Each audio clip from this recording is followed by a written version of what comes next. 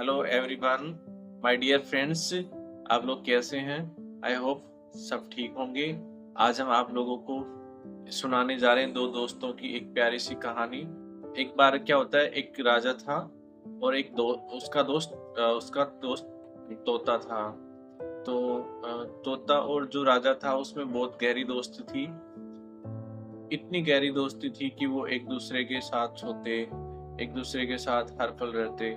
यहाँ तक कि वो अपने मंत्रीगण के साथ भी मीटिंग करते तो भी वो उसके साथ में रहते थे। एक बार उसके दोस्त ने, जो तोता था, उसने बोला कि मैं मेरे घर पे जाके आता हूँ। तो फिर उसने बोला कि ठीक है, ओके, चले जाओ।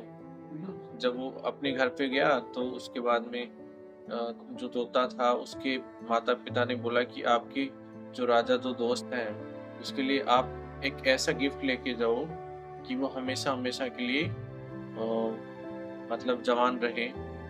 तो तोता ने उस उनके लिए गिफ्ट लेके गया, मतलब एक फ्रूट था। तो वो फ्रूट लेके निकल गया। मतलब काफी लंबा रास्ता था, इस वजह से रास्ते में उसको ही रुकना पड़ा एक पेड़ में। इस उस पेड़ में एक मतलब खोखला तना था। इस वजह से वो जो फल था उसको उसमें उसमें रख दिया उसने। और उस खोखले फल में एक बड़ा कोबरा सांप रहता था। वो तोता रात को सो गया। सांप मतलब रात को बाहर निकला तो उसने देखा कि उसमें एक खाने जैसी कुछ चीज थी। सांप को खतरा महसूस हुआ, इसलिए उसने उस पे डंक मार दिया। फिर अगली सुबह तोता उठा तो अपना फल लेके चला गया और राजा के पास जाकर बोला कि राजा, मैं आपके लिए एक बहुत ही बेहतरीन तोहफा लेके आया हूँ जो मेरे माता पिता ने दिया आपके लिए। इसको आप यूज करने के बाद में हमेशा हमेशा के लिए जवान रहेंगे। तो राजा बहुत खुश हुए और तोता को बोला कि ये तो बहुत अच्छा काम किया आपने। उसी पल मंत्रीगण लोगों ने बोला कि राजा, आप एक जानवर के या जीव के कहने पे आप ऐसा नहीं कर सकते।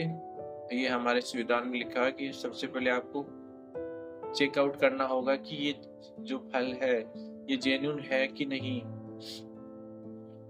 तो राजा ने एक क्षण सोचा, उसके बाद में बोला ठीक है, आप कहते हैं तो करना पड़ेगा। उसके बाद में उन्होंने उस फल का एक टुकड़ा एक जानवर को डाला और उस जानवर को खा उस फल के टुकड़े को खाते ही जानवर ने अपना जीव दे दिया, यानी उसकी मृत्यु हो गई। तो राजा को इतना गुस्सा आया कि आनन फानन में उसने कुछ भी नहीं सूझा और उसने अपने प्यारे मित्र तोते को अपनी कटार से तुरंत मार दिया। उसके बाद में उस फल में इतना पॉइजन था कि कुछ लोगों के वहां पे मतलब स्वास्थ्य खराब हो गया। तो राजा ने सोचा कि इतना जहरीला है ये तो उसने वहां किसी दूसरी जगह पे उसको गड़वा दिया, जमीन में गड़वा दिया और फिर वहां पहरेदार लगा दिए। कुछ दिन के बाद बारिश के मौसम में वहां से कुछ पेड़ उगने शुरू हुए तो राजा और चिंतित हुआ और उसने उस फल को गड़वा दिया। और राजा ने सोचा कि इस फल का यूज हम तब करेंगे जब हम किसी को मृत्यु दंड देंगे। तो उसने वहां पहरेदार लगा दिए। वहां पहरेदार लगाने के बाद उस पेड़ पे फल लगने लगे। उस पेड़ के पास में एक बूढ़ा और बुढ़िया रहते थे कुटिया में। वो दोनों बीमार रहते थे। बीमार रहने के दौरान उनसे मतलब जो अपनी पीड़ा थी, दर्द की, वो सही नहीं गई। तो मध्य रात्रि को उन्होंने एक बार सोचा कि क्यों ना हम इस फल को खा के हमेशा हमेशा के लिए अपने जीवन की लीला को समाप्त कर लें।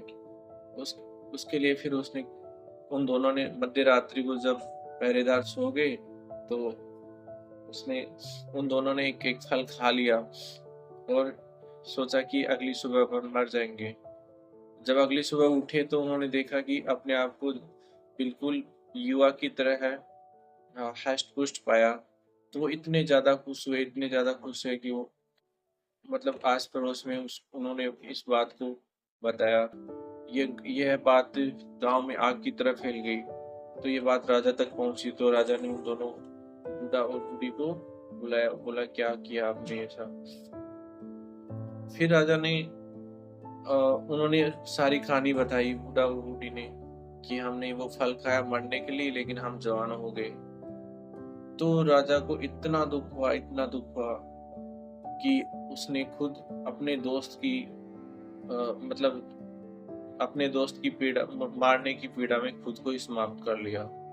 तो इस कहानी से दोस्तों ये समझ में आता है कि कभी भी जल्दीबाजी में फैसला ना करें, और अपने आपके प्यारे मित्र या दोस्त के साथ ऐसा कुछ ना करें कि लोगों के कहने पे उसके साथ कोई गलत घटना घटित हो। Thank you.